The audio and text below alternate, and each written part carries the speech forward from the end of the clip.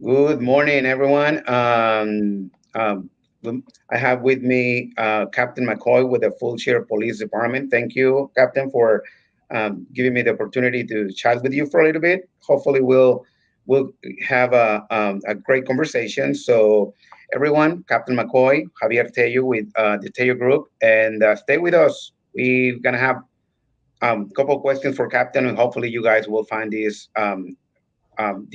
streaming very interesting, right? We'll be back with you. Stay tuned.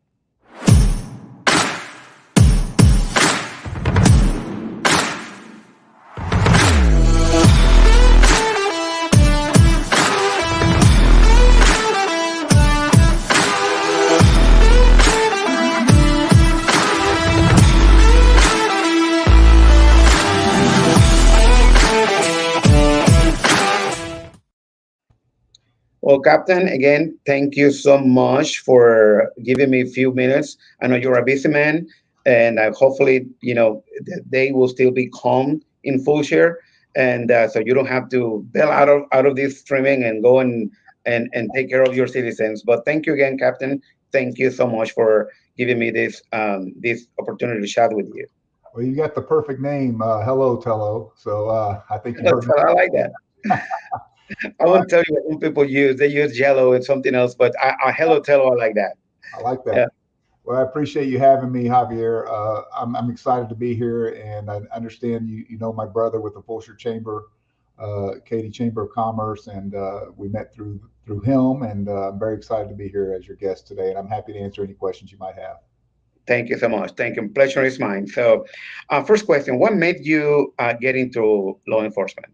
Well, to be honest with you, I wish I had a good story, but when I was a kid, I really enjoyed watching the cop shows. I'm a little bit Yeah. older, so I watched, Adam 12. I watched, all the good police shows, SWAT. And so growing up, I just really enjoyed the movies and the television shows that portrayed police officers. So I said, you know what, I think I'd like to be a police officer one day. And so, when I turned 18, I actually played water polo in high school, and I was like the leading water polo scorer in the state of Texas. So I actually got a scholarship to play water polo in California, but I turned that scholarship down because I really didn't want to move to California. I like Texas. Uh, and so I stayed here and pursued a career in law enforcement. At the time, in 1981, when I graduated from high school, you could be a police officer in Houston at only 19 years old. So I went to the Houston Police Department and I applied with them.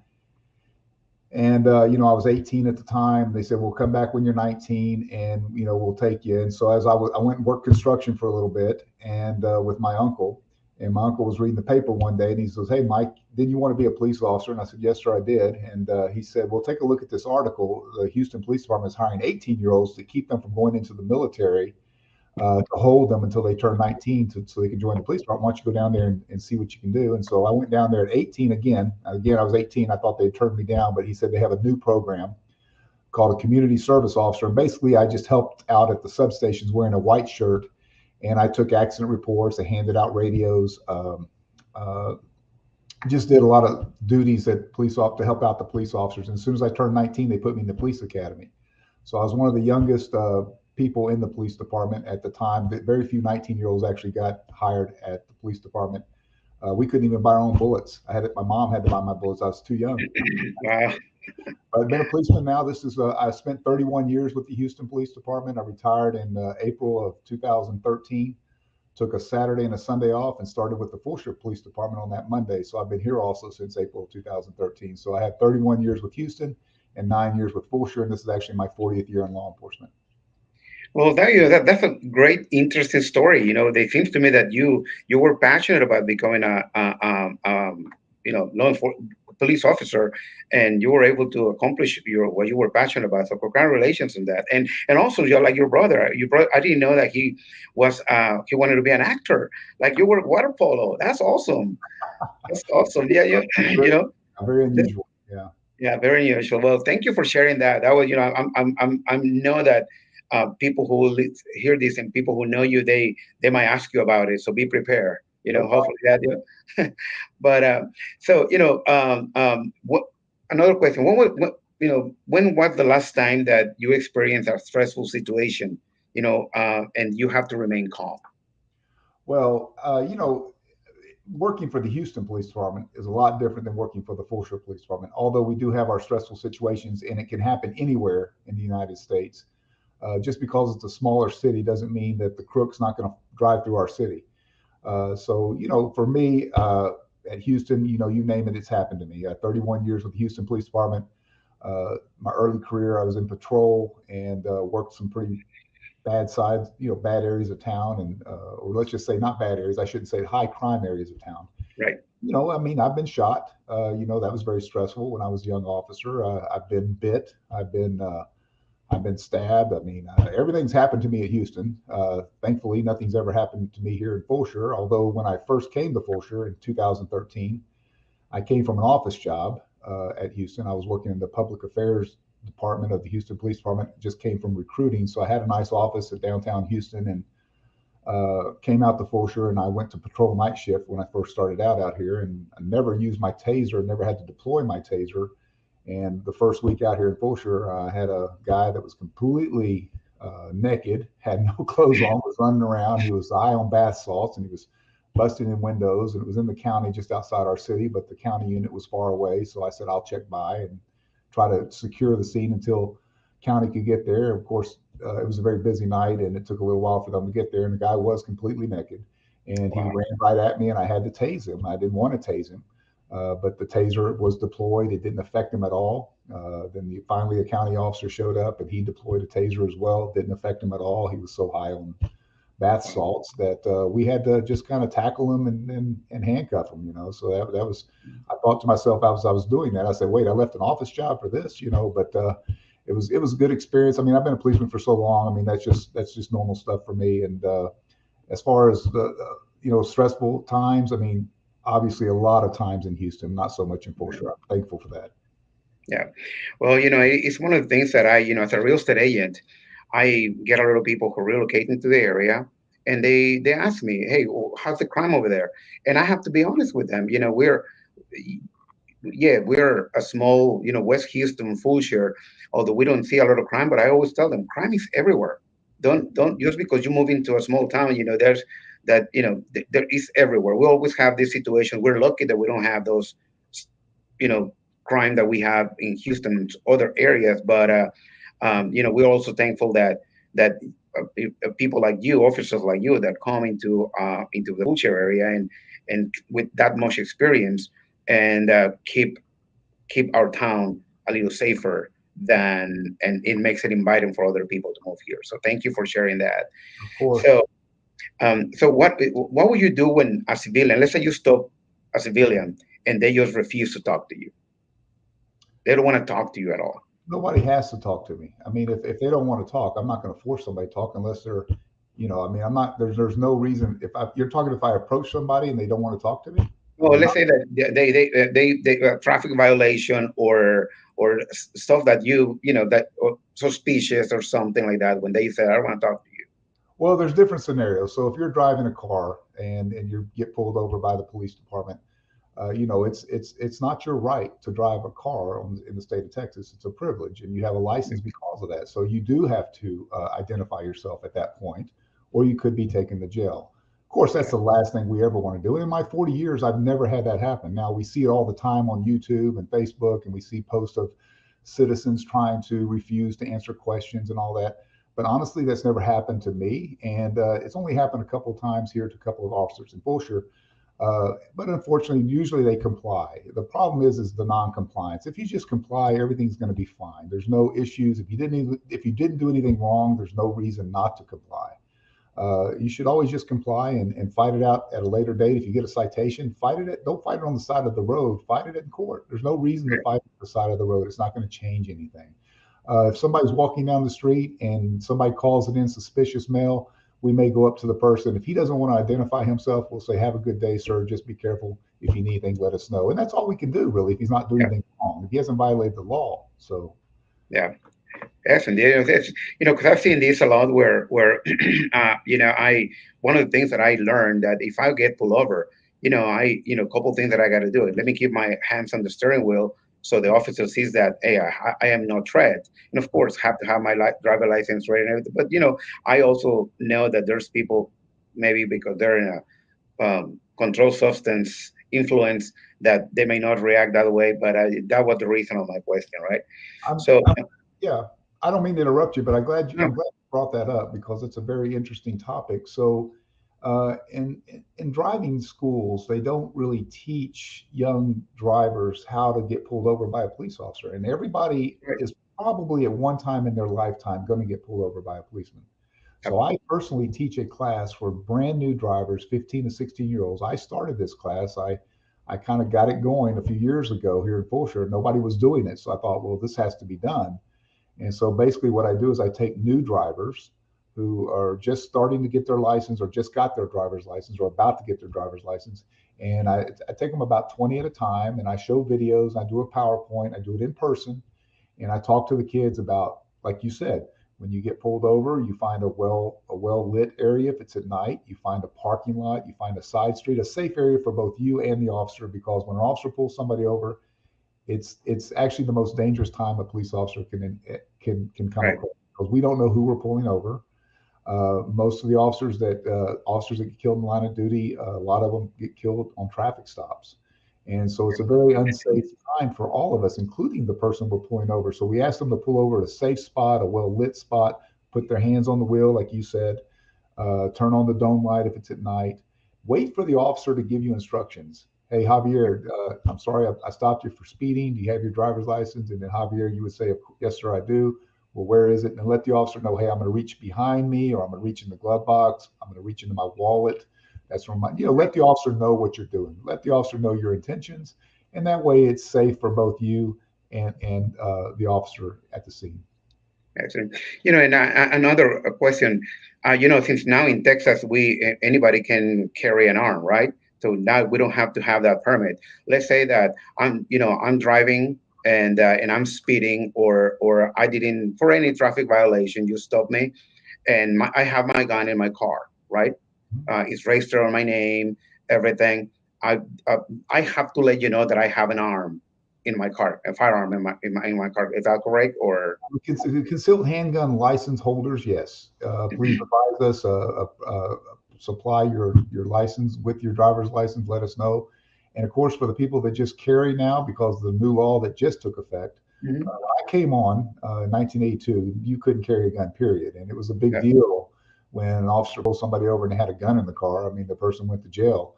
Of course, now right, everybody can carry a gun as long as they're not a felon. There's certain you have to hit certain guidelines in order to carry a weapon, but it's very right, lenient now, and a person can carry a weapon. I just hope that that person is trained in that weapon and knows how to use the weapon. I think the only thing that bothers me about somebody carrying a weapon is that they're not trained. I just would hate right. for somebody, an innocent bystander, to get shot, because the person never picked up that gun and used it and trained with it. And so I'm all for protecting yourself, and I'm all for if a person wants to carry a gun, that's fine with me. I have no issue with that. Just make sure you're trained on it and do it right. And is it a little scary? Yeah, it can be for a police officer Right. because we don't know who we're pulling over again. So we hope, and we would hope that somebody would say, "Hey, officer, I just want to let you know I do have a weapon. Before we go any further, it's in my glove box or it's in my center console, and just let us know. Just inform us. It's okay to have it. Just let us know. That way, there's no miscommunication, and you're not reaching Right. for your wallet and it happens to be right next to your gun. It's just safety for everybody, right? Absolutely. Now, do you guys offer courses on how to handle a gun or anything at the Fulshear Police Department, or is something that our citizens have to do that privately somewhere else? We don't do it here at the police department. So we're currently getting ready to move to our new police department. We just don't have the facility right now. One day we'll have our own gun range. Right now we're using another police department's gun range for our qualifications. We must qualify 3 times a year. But we would love to be able to expand that. Now, the classes where I teach young drivers, a lot of the parents will come, and I touch on the fact that about the guns and carrying the guns and how they should train with guns. But we don't currently train any individuals. So we hope that they would go to gun ranges or I would take the concealed handgun license course. Whether you need it or not, I think it's a great course to have. Absolutely. Yeah. Yeah, because I do. I remember, I do, have my gun with me. Being on real estate, sometimes I go to places where I don't know these people, and of course, I have to, I have to take that gun course, so at least I know how to handle it, right? Right. But and that being said, since we have nowadays we have open houses all throughout the city, and I see a lot of young women and women especially having holding open houses on their own. Yeah. What kind of advice would you give a real estate agent or anybody out there that go to open houses or anything that you can bring Well, bring the yeah, street? and you're right, Javier. You're right. I mean, listen, Fulshear safe, right? It's the safest city in Texas and has been the safest city in Texas for many years. But we're only growing. It's getting the crime with population comes crime, right? And so we kind of get comfortable in our city. We kind of get Mhm. comfortable because we do have a low crime rate, and we are the safest city in Texas and have been. But we're also the fastest growing city in Texas. Yeah, So you add those two together, and we can only go down from there, right? We hope not to. We hope to continue to be proactive, but the problem is that we get so comfortable in our city because of the crime rate being so low that we tend to forget that things can happen in a yeah, heartbeat. So as a realtor, I would love to see pairs, power in pairs. If another mhm, realtor could come and join them, I know that my brother, in fact, there was a young lady that was a realtor that he was friends with, and she asked him if he would mind just coming and visiting with her while she showed the house because she was a little right. concerned about being unsafe. So if you can bring somebody with you, I think that's always a bonus because most of the crooks are not going to mess with you if there's more than one, right? So I think as a realtor, I think if you can get somebody to come with you, it will definitely help. Yeah, no, and that's pretty much some of the things that I instigate on my team. I said I don't like women to be by themselves, so I always try to pair them up because you just never know who's gonna walk into that door, Is that how and you we cannot deny the entrance because it's an open house, right? Unless you see, we follow some guidelines, but yeah, that's pairing up will be, pretty much the best solution for do? that. But Yeah. so anything that you want to add to the city of Fulshear, your citizens? You might have a lot of people that may look at the video, this stream video. Anything you want to add to them? Anything personal? Anything that you would like to? How can we interact, or how can we make the police better? Yeah. As us as citizens. Sure. Anything you want to add on that? I would. I appreciate you giving me the opportunity. So the we're not successful without you, without the citizens of Fulshear, the people that we are sworn to protect and serve. We're not successful unless you help us.